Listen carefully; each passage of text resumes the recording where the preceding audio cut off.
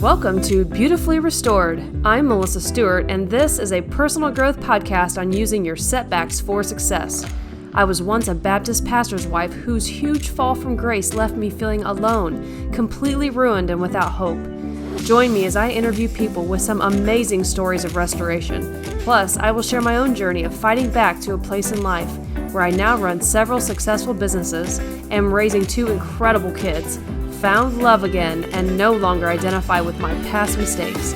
Because it's not about where you've been, it's about where you are going.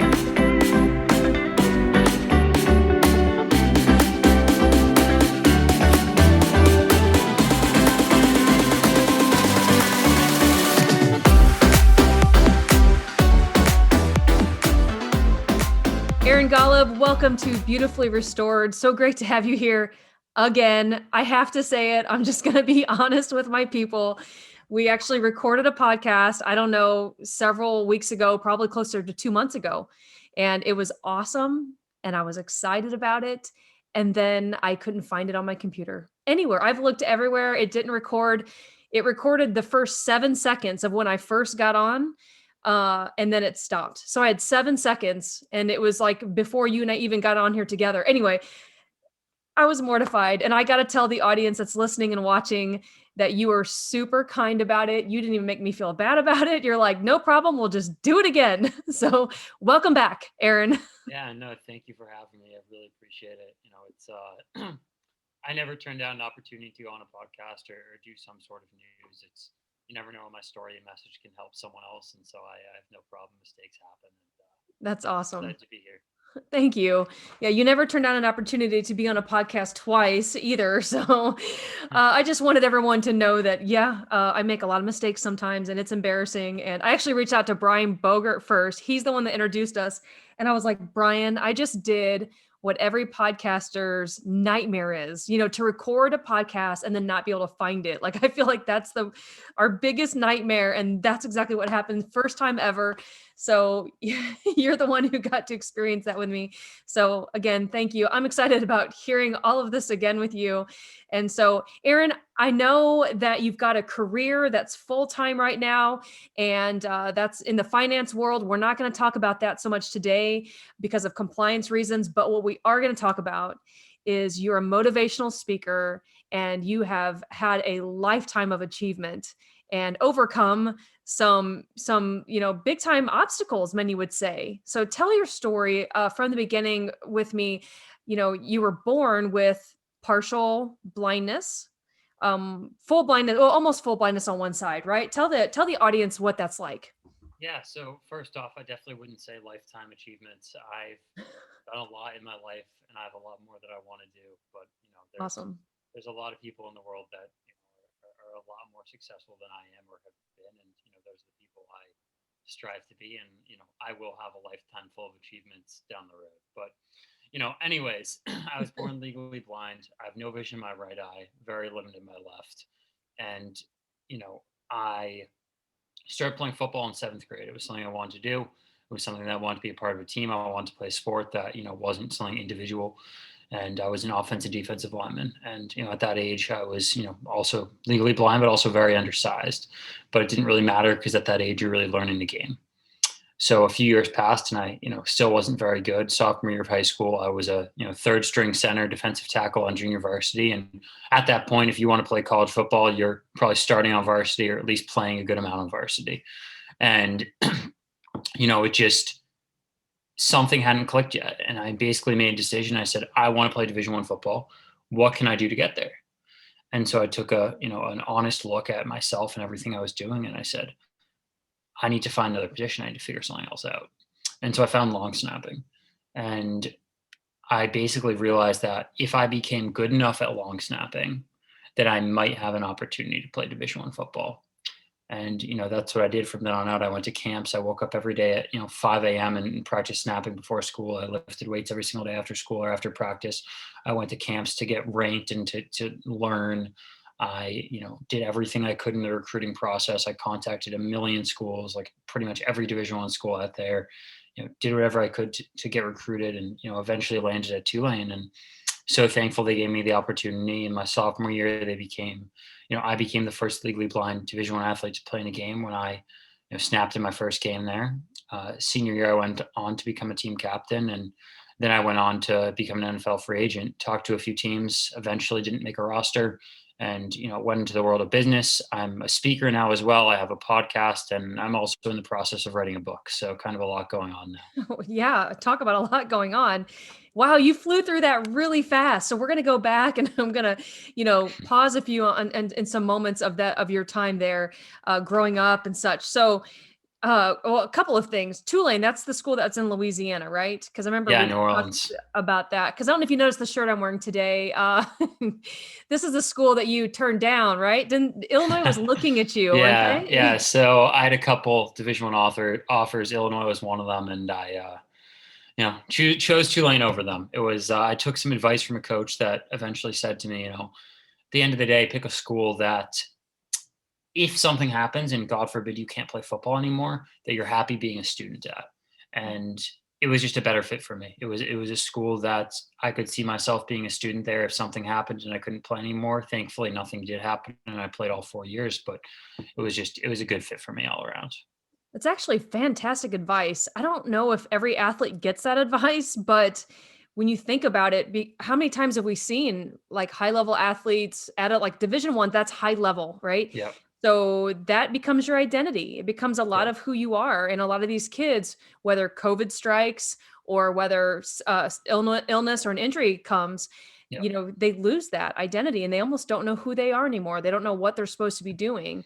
So actually just you mentioning that, I was thinking that's actually like really good advice Yeah. because should your career end for some reason, you had a life outside of football at a school that Exactly. you would love. Yeah. Yeah, no, I loved it. It was an amazing city, amazing culture. I had a lot of friends within the team, a lot of friends outside of the team, and it made an experience that was amazing for me. But I always had that, if God forbid I got hurt and couldn't play anymore, then I'd be happy being a student here. Yeah, heck yeah. Louisiana's awesome. I lived in Louisiana for 3 years from the age of 18 till I was 21 and loved it there. Part of Good my time to be there. heart still yeah, part of my heart belongs down there. Love the people, love the culture. What was your favorite Cajun food to eat down there? I don't think I can pick one. I mean, like I love so much, jambalaya, gumbo, crawfish, just Yes. literally everything is so good down there. You can't ask me to pick one food down there. Oh, I agree. It's incredible down there. Just the culture, the food. It's awesome. Did you actually do a real crawfish boil where they dump it all on a table and lined with newspaper and it's like the yeah, all the time. potatoes and yeah, super fun. That's great. Yeah, Louisiana is one of the coolest places on earth. To me, it was like a different country within our country. You know what I mean by Yeah. that? No, people always say it that like New Orleans is essentially like a Caribbean city put in the US. Yes, yeah, that's very true. Even Key West is like that too. When you go to Key West, Florida, Yeah. it seems very Caribbean, and that's the feel that New Orleans has. Yeah. That same feel. I've noticed that when I visited Key West. So, yeah, super smart for you to pick Louisiana over Illinois. Like right now, it's cold Yeah. and snow, so you were super smart to do that. But okay, so I want the audience to understand that you were a young boy who what you were legally blind, very little vision at all. I saw one of a video about you and they were talking it was a media video about Mhm. you and they were talking about what you really do see and it's about like a I don't know, a dime-sized hole. Is that Yeah, so it's, accurate? no vision. There's these goggles that I would show teammates or coaches. There's no vision on my right eye and probably like a hole, maybe like half the size of a dime or something like that on the left.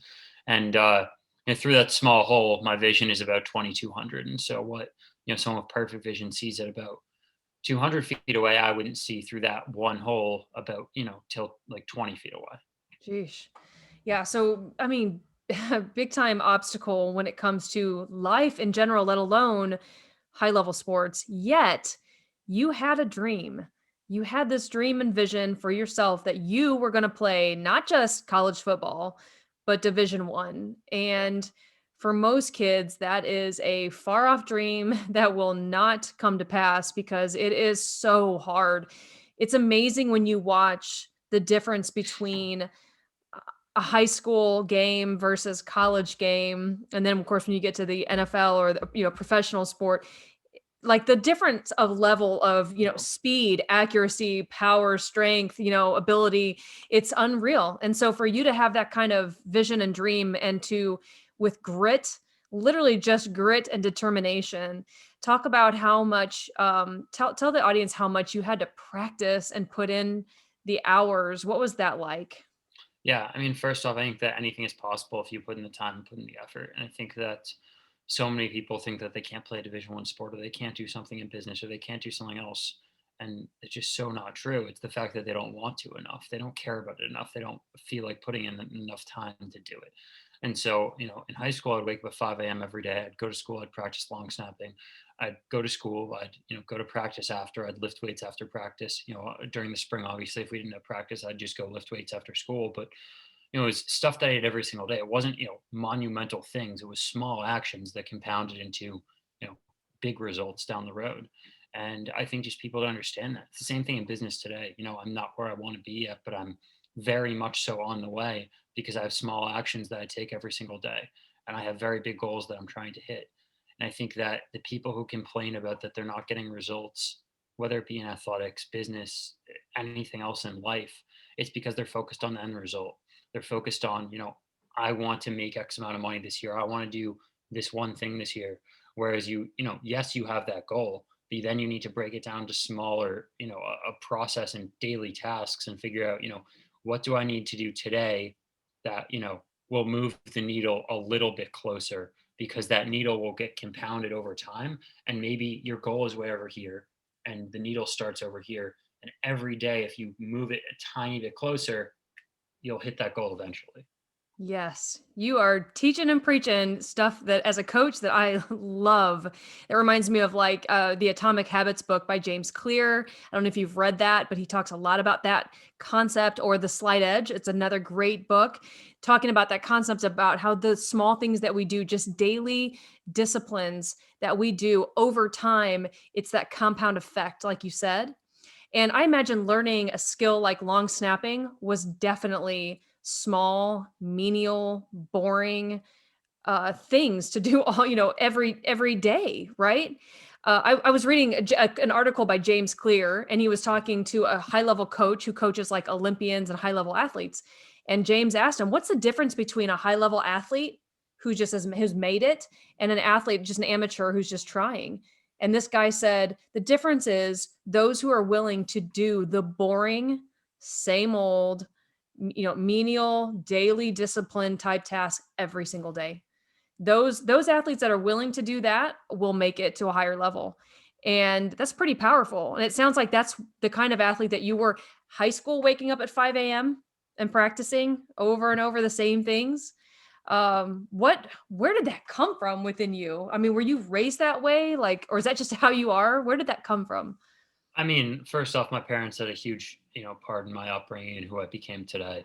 My dad would snap with me every morning. And, if he couldn't, then my mom would take me to school and I would snap at a fence or a pole or a net or whatever. They would never push me to succeed in that area. My dad would never ask me if I wanted to snap, but if I asked him, "Dad, can we go snap tomorrow?" he would always come with me, because he would do what he could to support me if I was willing to put in the work. And I think at the end of the day that so many people look for an external thing to motivate them. And I talk about this when I do speeches all the time. My speech can spark something for you, but it's not going to change your life. My speech is not going to do that much for you at the end of the day. No one's speech is going to do that much for you. You can listen to Les Brown, Ed Milet, Tony Robbins. Their speech isn't going to do that much for you unless you take action on their speech. And because of that, you need to have an internal fire, an internal motivation that gets you to go. My speech can, bring that out in you. But then if tomorrow you take action and go for it, great, you might see results. But if tomorrow you sleep in and don't take action on it, or don't make a change, then it's not going to help you at all. So I think it really has to be something internal that, others can help bring that out in you, but you have to find it in yourself. Yeah, wow. Really powerful. So what would you tell someone who maybe has felt that motivation, that inspiration from an outside source, had it going for a while on the inside, but then they feel like that power, that or that flame, or that burning passion, desire kind of went out on them. Is there something that you would tell someone who's experiencing that, like, this is what you need to do to get that back or to keep going? What's the Yeah, key? you don't love what you're doing enough. At the end of the day, like I don't work a single day because I love everything I'm doing. I wake up at 5 a.m. I'm excited to go to the gym. I'm excited to go do work. Like, yeah, sometimes in my work, I don't like what I'm doing every single day and it's boring and monotonous stuff like we talked about, but like I love everything I'm doing. I love helping others. I love building, a legacy for myself and making an impact. Like, and it was the same with football. I loved my goal enough to want to suffer through some of the process. And if you're really that miserable, you don't love what you're doing enough, and you need to find something that you love doing because when you find something you're passionate about and you love doing, you can make as much money as you want. I think people don't understand that. Like, if you're creative, you can make as much money as you want doing anything in this world if you're really that creative and you work that hard. But like people, spend their time doing something they really don't love because they think that they can make money doing it. Mm, I think a lot of people are stuck in that. Yeah, I see it all the time, and people that are miserable and day in and day out, spending their entire day doing something that they hate, Yeah. just to make money, but they I think they're afraid to really find what they would love to do. And how much of that do you think is mindset and is all in their own self-belief? I think a lot of it is. I mean, at the end of the day, like when you die one day, you're not going to care about, you died with $10 million in your bank account. You're going to care about, yeah, you were successful in business, but you were also successful with your family, with your relationships, with your fitness, with, you did some amazing things. You met incredible people. You traveled the world. You did all of this. And yes, you need to be successful in business to do a lot of that. I'm not gonna say you don't need to make money to travel the world and have awesome experiences. You need to do that, but it shouldn't be people's sole focus. Right. What do you think for you is the most important, like your purpose maybe? What's the most important thing for you to be fulfilling in your life? To make an impact and build a legacy.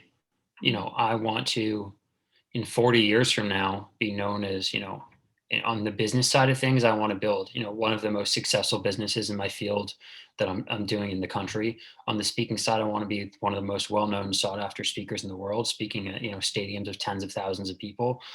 I want my name to be, when you think of the best people in business, the best people in speaking, their names. You could probably list off 5 people right now. And, I want that to be me in 40 years. Mm. And I say 40 years because I'm 24 years old, even 30 years, let's just say, like I can do that in 30 years from now. Like it's a long time. That's not going to happen in 5 years. Everyone wants it to happen in 5 years. I would love it to happen in 5 years. I would love it to happen tomorrow. That's not going to happen. But if I do everything that I'm doing every single day for the next 20, 30 years, that will be me down the road. And just like understanding that that will come makes you so much happier.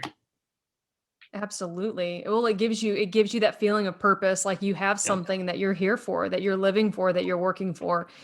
So, going back to what you said earlier, since your greatest purpose in life you feel is to make an impact and to help people, but it goes back to the daily Mhm. disciplines that you do each day that are going to get you eventually to that place. What are the things that you do every day that you feel are working you towards that ultimate goal? Means things just like getting up on time, working out, meditating, reading, gratitude, cold shower, things like that in the morning. And then just like with business stuff, it's just like, I have to message X amount of people, every day. I need to, do a post, on a certain social media platform every day. I have to, there's just things like that. And it's different for everyone. There's no one right or wrong. And it depends on what your business is, what your routines are. But like, find what those are, and they can change from month to month. Like when February started, some of my business non-negotiables changed from January because, I just, some things got adjusted. There's no right or wrong reason there. And that's going to happen again in March, I'm sure. It's not everything will get adjusted, but maybe I'll swap in something and swap out something. It just, you need to understand that it's, fine to do that as well. Yeah, so with you, how, like, it sounds like you have a morning routine Mhm. going on. Like that's really important to you. And it's funny because I interview a lot of people that are high level, successful, driven, ambitious. Every single one of them has a morning routine. how important to you is your morning routine? And you listed a few of those things that you do there. Would you say that that has a lot to do with, the direction that you're going and your success? I think so. Getting up early, I get up before the sun. I'm able to get a head start on my day. I love working out in the morning. For this the me. People go back and forth. I've heard people say work out in the morning. I've heard people say do work in the morning first because that's when your brain is the most ready. Um, you know, Honestly, I would love to be able to do work in the morning, but for me, with kind of everything I have going on, once a certain time hits, people reach out to me, whether it be text, email, messages, all the time. And I like to work out in the morning when no one else is going to bother me. I'm up at 5, no one's going to be sending me a text or an email. That's when I work out and I relax, and I don't need to worry about anyone else. It's my time. I meditate and get myself ready for the day. That's important. I take a cold shower and get myself kind of awake and alert. I think that a morning routine is important. It doesn't matter what your morning routine is. Everyone's is different. Everyone, yours might be similar to mine. It might be different than mine. I'm sure a lot of people's have some things that I have in it and different things that I have in it. But for me, it's just sticking to a routine and doing something. Our routines are very similar, except for the cold shower part. I gotta find this out because everybody's talking about this lately. First of all, is this a David Goggins thing? Is that where it originated? Or do you even know? I mean, I've just been doing it for a while. Just I didn't for hear it you, from him. No. it wakes you up. Okay, I didn't Yeah. know if that was a Dave Goggins thing, but it's super popular right now. A lot of people are talking about it. I even had a client tell me recently that he is attributing it to some of his weight loss. So I don't know what's going on with these cold showers, but for you, it's just really for waking up and just feeling refreshed. I mean, when you wake up, you feel alert. It gets you ready for the day. It puts you, more in a state of presence and being there. It gets you ready for the day essentially. It's the same thing if you're ever having a really, slow day or you're really tired mid afternoon. Go take a cold shower real quick if you're at home and you can. It will wake you right up. Huh, that's interesting. Well, when I wake up tomorrow morning, it's going to be about -3 degrees, and then I'm going to go work out in my cold garage. And I don't know if I can do a cold shower, but it's been intriguing me lately because I've heard so much about it. So, um, Aaron, I know you really want to be someone who leaves an impact on people, and you talked about at the end of the day when it's all said and done, like having $10 million in the bank isn't going to matter, but knowing that you impacted people really will. What do you want people to say about you when you're gone someday? I mean, I think the biggest thing is Aaron made an impact on the world. Yes, I would love people to say Aaron was one of the, most successful speakers and business people in the world as well. But at the end of the day, it's more about impacting others and creating a legacy that really helps other people. I mean, I'm not gonna lie, like obviously I want to be known as, very successful in business and a very successful speaker. But I think the most successful people are the ones who don't care about that and are the ones that care about making an impact. Because I say this all the time. I got off a call with someone earlier and I offered to do a speech for his organization for free because I think that he can connect me with some people that, I want to get connected to. And my point to him was, look, like I am a very relationship oriented person. I want to build relationships, add value to others, and I understand that money will come down the road. It doesn't need to be right now. And it's just there's different opportunities where you can't focus on that. And with him, it was just, I'm going to get a lot more out of it, I think, by doing that for free and building a relationship. And in a year from now, I'm probably going to, profit much greater than I would have right now.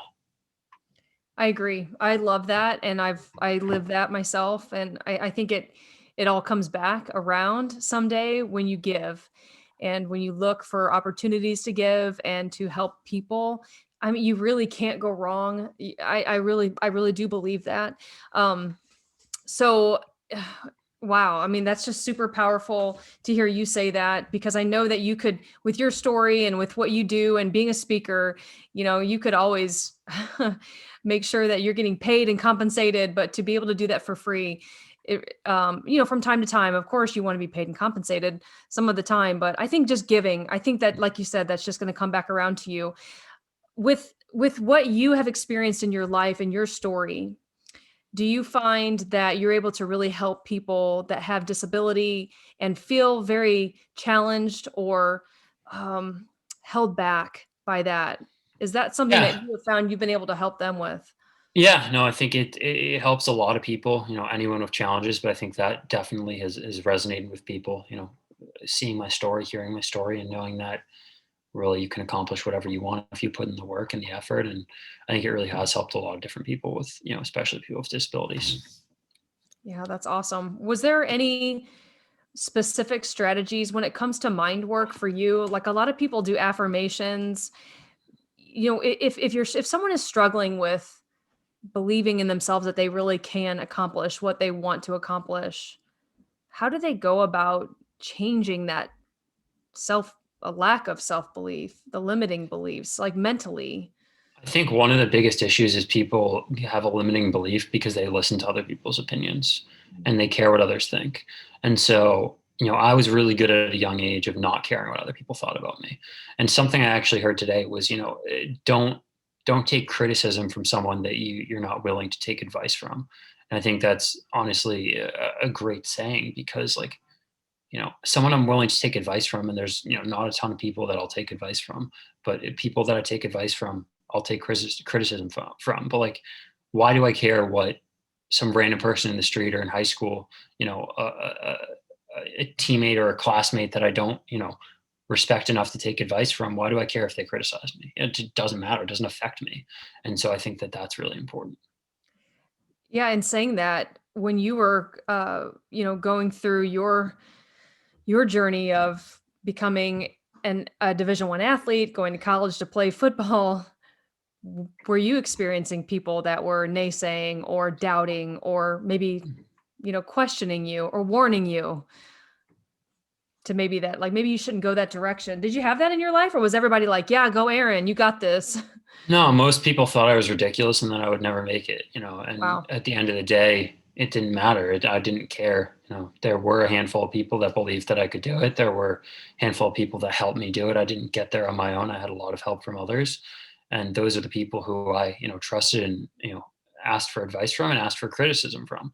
You know, my dad helped me a lot. I said that earlier. He was also one of my biggest critics. And by that I don't mean he didn't think I could do it. He thought I could do it, but when I was snapping to him, he was very particular. If it wasn't, if I had a slight wobble on my spiral, he would tell me. And I would listen to that critique because I knew I wanted to have a perfect snap. He would tell me, hit me in the face, like that's not a good snap. It needs to hit me in the hip. He would criticize me in that aspect, but he would do whatever he could to help me get there. And I think that's the concept that people need to take is take criticism from people that you're willing to take advice from and don't for everyone else. Yeah, I really like that a lot because I think too often we allow people's opinions and the things that they say to influence us and to hold us back sometimes. And they're people we don't even care about. Yeah. People that it doesn't really matter. So although Yeah. sometimes it can be the people closest to us that can be the hardest and it can be the most difficult. I don't know. I find you just extremely inspirational and your life. And I think what's most powerful to me is that you wanted something and it seemed impossible. And to a lot of people, it was impossible, but you made it possible by hard work, grit, determination, and the right mindset. And then, of course, like you said, putting the work in, and just these little things every day. And I think, like you said, that it's not just it's like that for every area of life, in Yeah. business, parenting, in our jobs, in our life, in our personal growth. It's everything. Yeah. And I hope that people understand that because I think where sometimes people are looking for like this one big magical thing that they can do to have this huge success in Yeah. life. And I think one of the things that, and I'll say, I hate the saying, work smarter, not harder. I think it's true. You need to work smarter. Everyone needs to work smarter. You can automate things in your business. You can, find smarter ways of doing things. But at the end of the day, people who are at the top of the top in business and in life are all working really smart. The thing that separates the 1% from, the top 10% is the 1% are the ones who are working even harder. They're working smarter and harder. So when someone tells you to work smarter, not harder, that's the stupidest thing ever. You need to work smart and then you need to work harder than everyone else who is working smart. Yeah. Yeah, for sure. I think it's both for sure. Yeah, no kidding. So, going forward for you, you're would you want like are you hoping to full time go into speaking and do this whole thing, or do you really like the balancing of both this career that you got going and then also that on the side? I love everything I do. I don't consider one on the side of the other. I think that they're both are and will continue to be revenue streams for me. Not that everything's about money, but they are, revenue streams for me. And I love everything I'm doing. I find ways to try and combine speaking things with finance sometimes as well. And I truly enjoy both of them. The things that I love about everything I do is whether it be speaking or finance or my podcast or the book I'm writing. I have as much freedom as I want, and I have the ability to make as much money as I want. And that's what being an entrepreneur is. Mhm. And I would never give that up. The freedom aspect is amazing. And, I could say, as long as I don't have any calls or meetings, I could say the rest of the week, I'm not doing anything on finance. I'm only focusing on speaking, or vice versa. I'm not doing anything on speaking. I'm only focusing on finance. Like, I'm not tied down by anything. I don't need to have a work-life balance because my work is my life and my life is my work. I have the same personality with finance, with speaking, with everything I do, and because of that, I'm not going to give up either, and I enjoy what I do. Yeah, you're in a great place right now. How old are you? 24. 24. You got a lot of things figured out at 24 that the rest of us were like struggling. Yeah. So you should feel really good about that. And it's amazing, like that you have so much life left in you. Like you said that when I said that about lifetime achievements, you're like, I've got so many more things that I want to do in this life. And you've got an entire lifetime yet ahead of Yeah. you to do those things, which is so super cool. It's going to be really fun to watch you just go and keep going with what and the fact that you love what you're doing like is so priceless.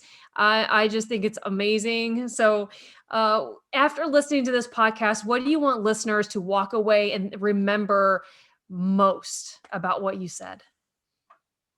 Anything is possible. I think that if you're the hardest working person in the room, the most creative person in the room, and only listen to people's opinions who, you're willing to take advice from, then you can do anything. And also, please connect with me on social media. I respond to all my messages, all my DMs. If I can help you in any way, reach out, on Instagram, LinkedIn, my website, anything. I'm always happy to connect and see if there's a way I can help or collaborate or anything like that. Yeah, for sure. You have been really, really personable and got back with me and and scheduled 2 interviews with me. So I really appreciate it. So if people want to find you, you're on Instagram. What's your handle? Do you know? Yeah, it's at Aaron J Golub. At Aaron J. Golub. And then you've got a LinkedIn probably underneath your name. And you Yeah, have a website too. yeah. So my website is at aarongolub.com. Yep. So they can find you there. The other last important question I wanted to ask was who were you rooting for yesterday in the Super Bowl since you're a football guy? The Bucks. I'm a big Patriots fan. I was rooting for Brady. Oh, that's right. I'm very, very happy he got his seventh ring. That's awesome. That's funny because I was so sick of the Patriots being in the Super Bowl that I was like, I was so happy when Tom Brady left, and then when he went to the Bucks, like he became more likable to me. So sorry, no offense, wasn't a Brady fan, wasn't a Patriots fan, but I really enjoyed yesterday's game. I like Mahomes a lot too. They're both good guys, but Tom Brady is just a legend. He's so You freaking can't good. you can't argue anymore at all that anyone Nope. else is a better football player than him ever. He's the best Right. player to ever play. Like, it's not even an argument. So anyone who It's tries you're to do right. that, it just Yeah, I'm with you on that because I can't stand Aaron Rodgers, so he's definitely better than Aaron Rodgers, and he's a better person. So I'll definitely be saying Tom Brady's the best. And I'm a Bears fan, and we have never had a good quarterback, so I got nothing to say on this one. But yeah, Tom Brady is incredible. That was a great game, and I can't believe he's not ready to retire yet. So he's going to stay with it some more. So lucky for you. yeah. He's going for 8.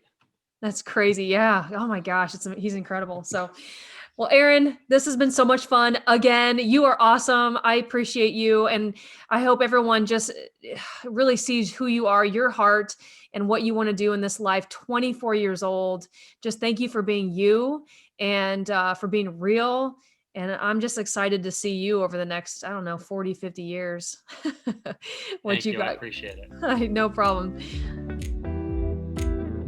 If you enjoyed this episode of the Beautifully Restored podcast, I'd love for you to subscribe, rate, and give a review on iTunes. Check out my website link that I've included in the show notes to sign up for some free stuff and stay up to date on my blog and special offers. Thanks for tuning in, and see you next time.